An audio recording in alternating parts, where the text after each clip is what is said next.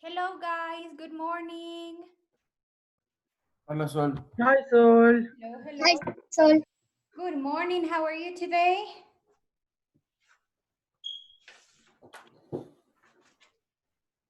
Are you good? Fine, how are you?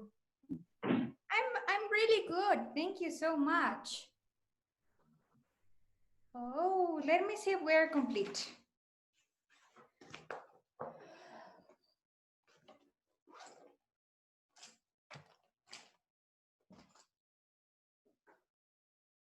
So we have Ariel Betancourt. Ariel, please turn on your cameras, guys. Thank you. Right now, your cameras. Thank you, Ariel, so much. David, Renato, John, Martín, Paula, is your internet good or not? No, profe, a mí se me corta cuando prendo el video. Don't worry, don't turn on your camera. Dominic, okay, the rest, turn on your cameras. Melanie, how is your internet? Igual se corta todo, o sea, se me sale. Okay, it doesn't matter. Just stay in class. Okay. Okay, and pay attention, and that's all. And answer me when I ask you a question, okay? That's all. Let me see. So, the rest. Ariel is here. Andrade, Julian is not. No.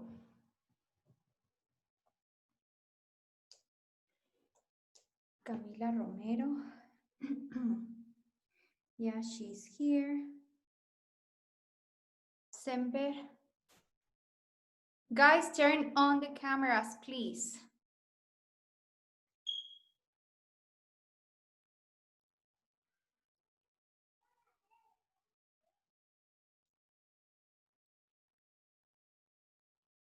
Do you hear me? Yeah? Thank you. Thank you, Renato. Sol, Yes? no puedo prender la cámara porque el internet está muy mal. Emilia? Sí, Okay.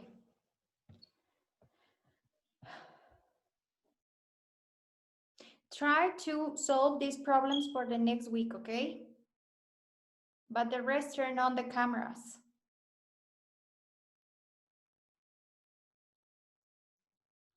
Okay. Andrade, Betancourt, Flores, Hernández, yep. Herrera, Mejía, Emilio Mejía, no. Mera, Camila, no. Narváez, Presente. your camera, John, thank you. Oñate, yeah, Domi, you're here. David Ponce, where is Here. David? I'm here.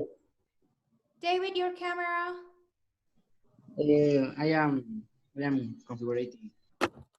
I am.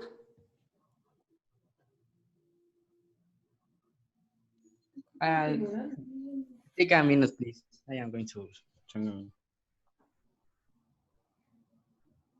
Okay.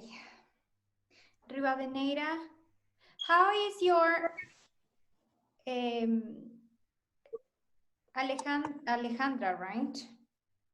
Yeah, how is your internet? Where are you? Okay. It's good, but I don't know, it's slow. Yeah, okay. If you have problems during the class, you can turn off your camera. Okay, thank you, teacher. Okay, just in that case. Okay. So Roman is here. On time. Excellent. Every day on time, Marcelo. Romero Camila, turn on your camera. Thank you. Emilia is here. Martín Semper. Okay. Leonardo, Camila Leonardo. Where is Camila? I'm here. Oh, okay. I'm so sorry. Okay, so thank you so much, guys. How was the homework? Was it difficult? The intro? No? It was okay? Okay, you have until today to send it, right? Teacher, but I don't understand what I have to send. Or in Word or something. Because I tried to send you like a PowerPoint presentation that I did, but No, I can't. I didn't say the PowerPoint presentation. I said just the introduction.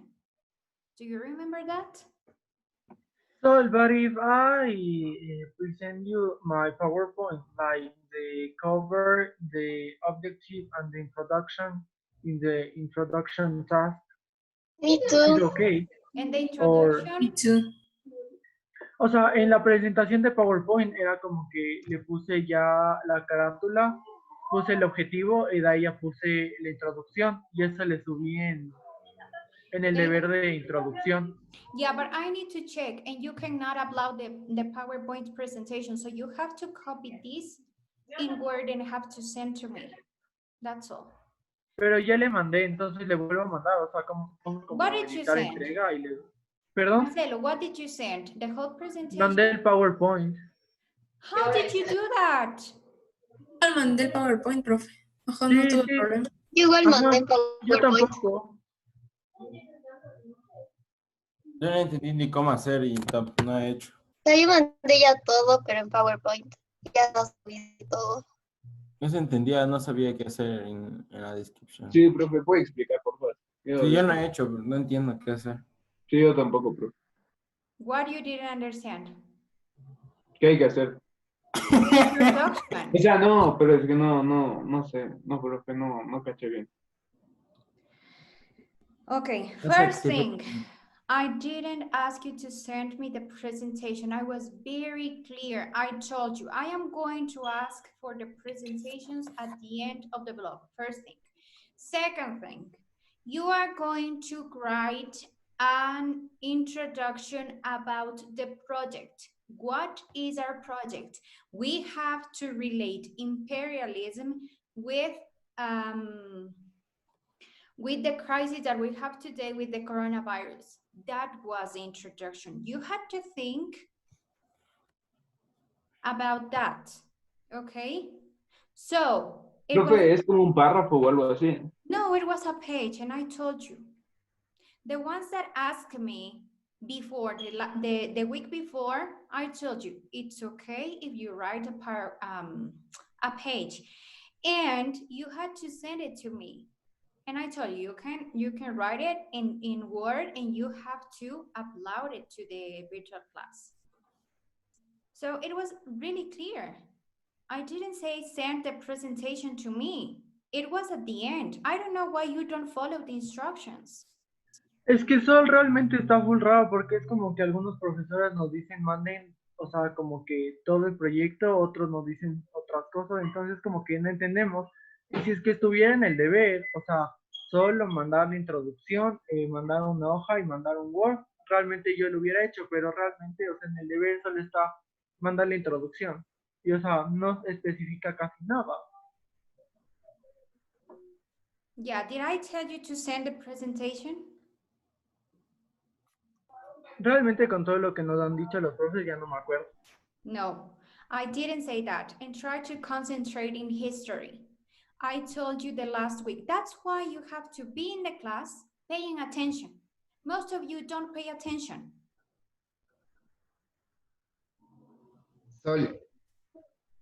Sol, ¿qué pasa si yo le mandé como un párrafo de ensayo? I didn't tell you to make a paragraph. And you told me I didn't do it. I didn't understand, Pero John. entonces era una página de escrita, o sea, Yeah, es que it no was an entiendo. introduction. Can Una you introducción de introduce toda una. a project in a paragraph? You can't. And I told you, Send it to me. I tell you if it's right. Okay.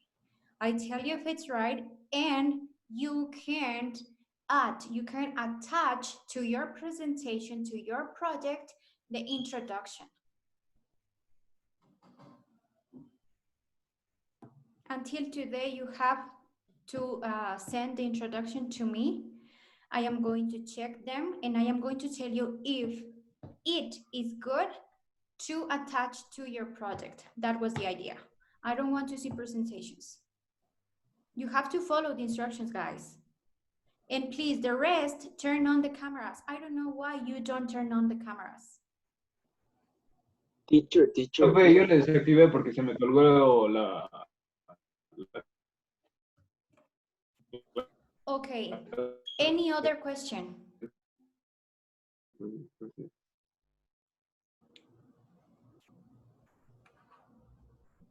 Yeah? Okay. So today we are going to start with the Japanese modernization. How it changed from a very lonely place with an isolated place with no relations to a very modern place. They were very wise to change this isolation to a modern place, to a modern country. And today is a super powerful country. Now, I am going to share a presentation, and please, okay, David is here. Okay, so while I am explaining, please, if you don't understand, say teacher, please, or raise your hand because I can see everybody in the presentation screen. So please tell me, teacher or Sol or whatever, or raise your hand and tell me if you don't understand, okay? So let's go because you're gonna have like a homework about this topic. This topic is very important, so pay attention, please. I am going to, okay, give me a second.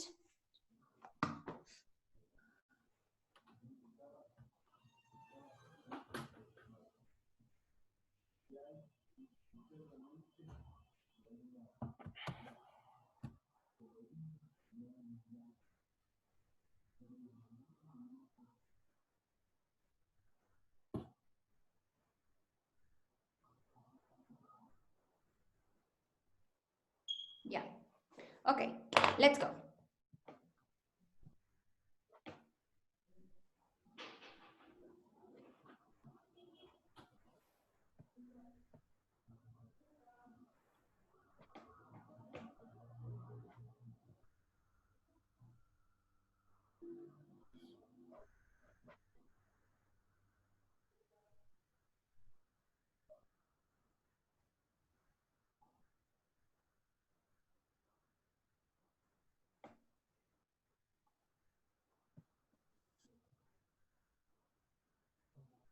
Please tell me if you can see the screen, okay? Oh my gosh, no, you cannot.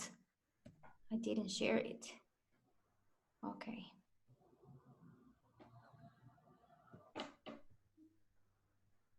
Now, you tell me please if you can see it. Yes. Yes? Okay, thank you so much. Now, we're talking about imperialism, right? And right now, we are going to see this change from imperialism or from an isolated place or country to a modern country, a country that opened the doors to the world. It's a very important case because there were different things that we're going to analyze to learn in this case specifically. So today we're going to see the modernization of Japan. And here we have like the traditional architecture of Japan. If we search in the internet, we're going to have pictures like this one. So this is like the very traditional a part of the architecture of Japan. So here you have house, the Mount Fuji, I think, and the rest. Okay. We also have here, like the other side of the country, the modern part of the country. From this to this, okay, there is a big difference. I am not telling you that this part of Japan is bad. No, all the traditions are part of our identity, but we have to, sometimes it is necessary to be part of the world, okay? And they had to change. Even though they didn't want, they had to change it, and they have to become a modern country. So as you can see here, it's very modern and industrialized. And here we have also how it changed. By the pass of the years, it changed a lot. So we have here a picture of how it looks like today. Now, we are going to see this modernization in different centuries. We're going to start in the 17th century when let me change it, when the country was in isolation. Isolation means that you are alone and you are not a part of the whole, the rest. And isolation, as I wrote here, is no contact with other countries. In the case of Japan, it was in isolation with no contact with other countries. But Japan used to have different strategic relations with China, for example, and the Dutch merchants from Indonesia. They have this relation because of this trade. It was strategic, so they decided to have just this relation, and also diplomatic contact with Korea. They, as you can see, they only have relation with three, in general, I mean, basically with three nations: China, Denmark, Germany, and Korea. Let's go. So here we have, like, at that time, the isolation was part not only from Japan, but also from China. China, because of the political idea and ideology, it was not part or didn't want to be part of the modern world, the same as Japan. Okay, so both countries, both nations didn't want to be part of the rest of the world. And here we have another picture with the relation between Japan and the Dutch ships, as you can see. So during this time, they just have a relation, as I told you, with the three nations. Let's go. So it happened in 17th century. Now let's go to the 19th century. And I try to put the main ideas, the main events year by year, okay? So we have here, in the 19th century, we have different situations. In 1853, the US Commodore Matthew Perry forced Japan to open to foreign world. What happened? The US knew that Japan didn't want to be part of the rest of the world. What happened? That they sent especially a Commodore, Matthew Perry, to the coast of the Japan. Now, what happened there, when they arrived in the coast, they had cannons. Cannons are weapons. Imagine a super big ship with cannons.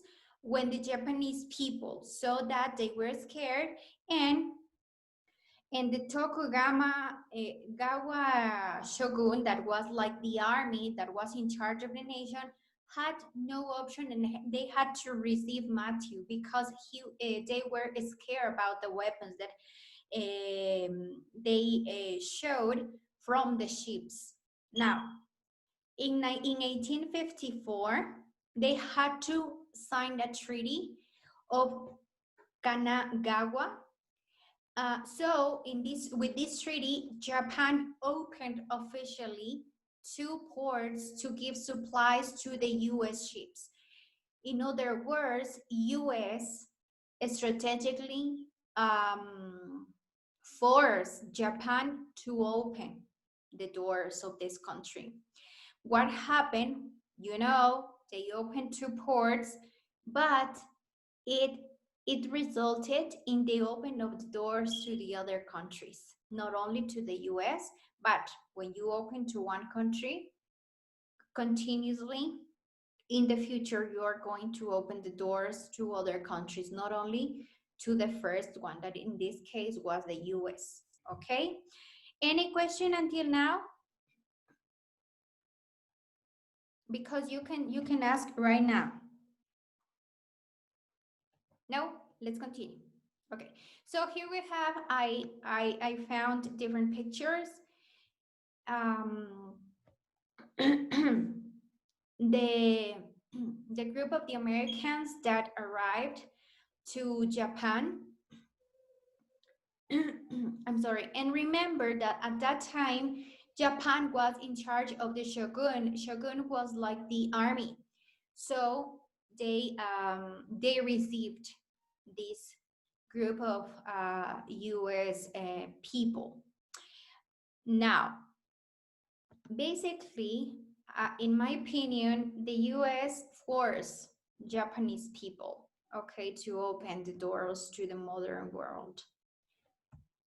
Now, we have also in the 19th century, in 1867, Mutsuhito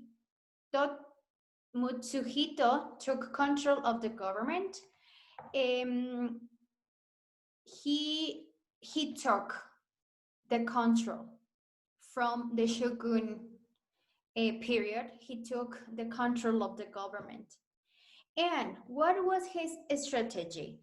He said, okay, we're going to open the doors, our doors to the world, but we are going to have a controlled way to open it. I mean, we are going to control the influence of the Western modernization. And what did they do? What did he do? For example, he took good things from different countries. For example, from Germany, he took the example of the government, yeah, and the discipline. He liked the German government and discipline, and he took it. From the British, he took the skills of the army. British army was very skillful, so he took that example and replied in Japan. From the United States, he took the public universal education system. So,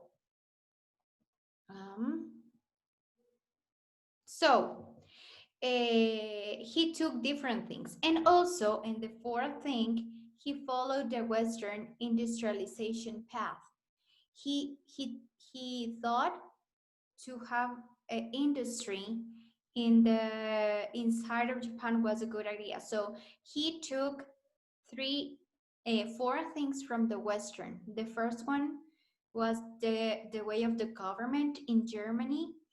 The second one, the army from the British, the skillful army from the British. The third one, the American system, educational system. And the 4th one, the industrialized environment from the Western world, okay? Any question, guys? No? Tell me, if you don't understand anything, tell me. Teacher, yeah, can you repeat the, who is can you Alejandra? Okay, tell me. repeat the last part, teacher, because I don't hear you good because of the internet. Mm-hmm. Okay, now do you hear me, Alejandra? Yes. Yeah, perfect. So I told you that I am going to repeat this slide. At 1867, Mutsuhito took control of the government, and he wanted to control Western influence in a very strategic way. He said, okay, we're going to take only the things that we want to reply, we want to adopt. That's why he took from Germany the government, the way they manage the government, the centralized government, and the discipline. From British, he took the skillful army, the army, okay? The way they train and so on, and the way they use the skills to apply in the society. Now, from the United States, he took the universal public education. He thought that in Japan needed to have public, good, and universal education for all children and teenagers and young adults. And then he said, okay, we're going to have industry inside of Japan, and he started to follow the path. He followed the example of Western countries about in this area, in this field of industrialization. Now is it clear? Alejandra? Yes, teacher. Yeah, thank you. Let's go. So here we have the first influences to Japan, Germany, United Kingdom or Britain, and United States. Now, finally, in the 20th century, as you can see here, we have that Japanese economy was modern, and it became as a modern economy and became part of the world. So in 1872, Japan built the first railroad. It went from Tokyo, that was the capital, to Yokohama. I hear with, oh my God, I have to check it. Okay, to Yokohama. So it was a long road, but by 1914, there were 7,000 miles of railroad. So it was like a really good advance. Imagine how many miles. So they are very important because they help people to trade with products and to increase the powerful, to have a powerful economy. Now, in 1913, the coal production grew from 1.5 million tons to 21 million tons. So imagine that huge production. Obviously, today they are super powerful, and they are super wealthy. And the state supported industry, as I told you, and one of the most famous industries that we have are the ones of tea and silk. Yeah, so we know traditionally that the tea comes from Japan, from the east, but it became very popular in the United Kingdom because they consume a lot of tea, and they also build ship. Do you remember that when the United States arrived to Japan, there were very modern ships with cannons and weapons and so on? They started to produce ships. They started to build ships to compete with Western ships. Okay, so here we have I have here pictures and examples of the of the crops of tea. Yeah, we have tea here. And this is the way that they produce. So we also have the industrialization. I didn't find a picture with no black people because they were Asian people, but that's how we have tea in our table at home, okay? And also we don't have anything else. Okay, so guys, I want to stop here. Yeah, okay, so is it clear? I tried to summarize like in a timeline, maybe, the main ideas to see the change from an isolated nation to a modern nation. And this is the result of a good manage from the government, from mid, I don't remember that name. Mid, so well, the government of that time. So he started to do different changes that resulted in the nation that we know today.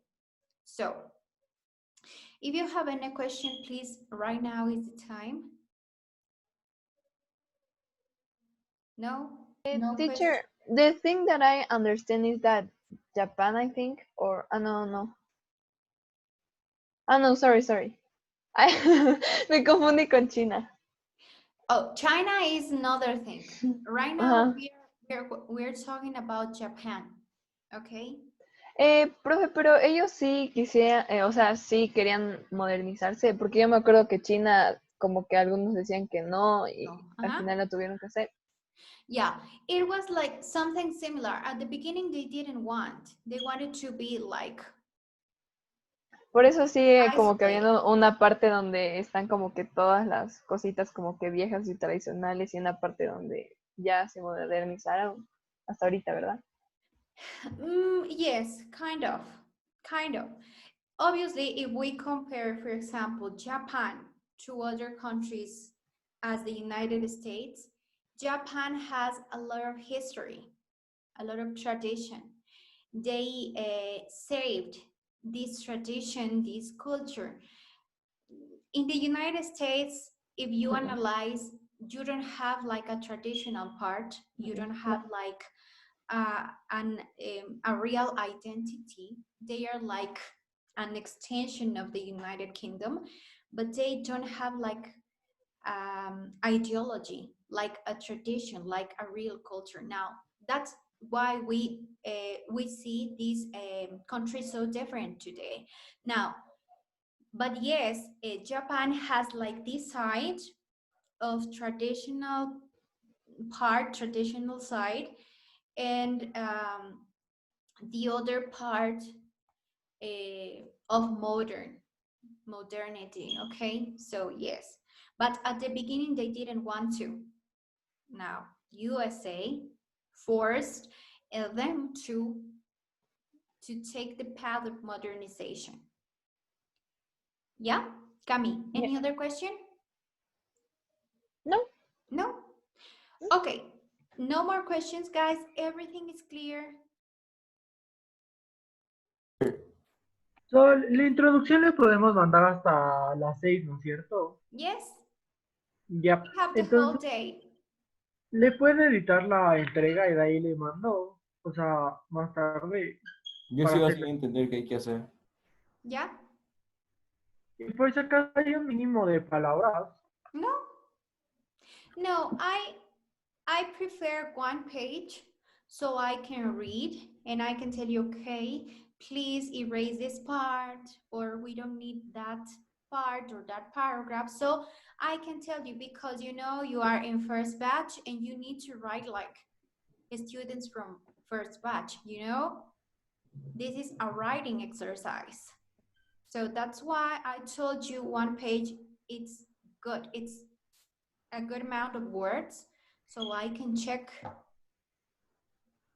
Don't forget to relate imperialism Profe, with coronavirus, because we are living, even though there are different people that say we are not living in imperialism, yes we are. So we are going to connect imperialism with the crisis that we are living in today with the COVID-19. Don't forget to do that. Any other question? Ariel, you were talking. profe, a ver si me quedó claro. Entonces hay que escribir una página de Word completa, pero no hay límite de palabras. No, Y podemos agrandar las letras. it depends. Ya dañaste el truco, pues Ariel. No, igual si no le decían nos iba a bajar. Yes. Profe, es que Ya la nos verdad, exhibiste, loco. no, la verdad, yo escribí bastante y no sé qué más puedo poner. Entonces, sí es una página. Do you ¿Puedo? have a page, Ariel? No, pero sí tengo bastante escrito, profe, Yeah. y no. Send it to me. Send it to me. I am going to check and I tell you, okay, Ariel, you have to add a little bit more information or not. Okay? But don't Ya. forget to upload your Word document until 18 hours. Entonces sí podemos mandarle como por WhatsApp para que nos revise y después ya mandarle, o sea, el definitivo. No, No. directly, please. That's why I am checking it. Por eso les estoy chequeando, chicos. Por eso les pido que manden. Yeah, any other question? No? Yes, yes, teacher, in the introduction, we can talk like about coronavirus, but like what is or something like that. Yeah, you can use, for example, the definition of COVID-19, and then you can say, okay, in this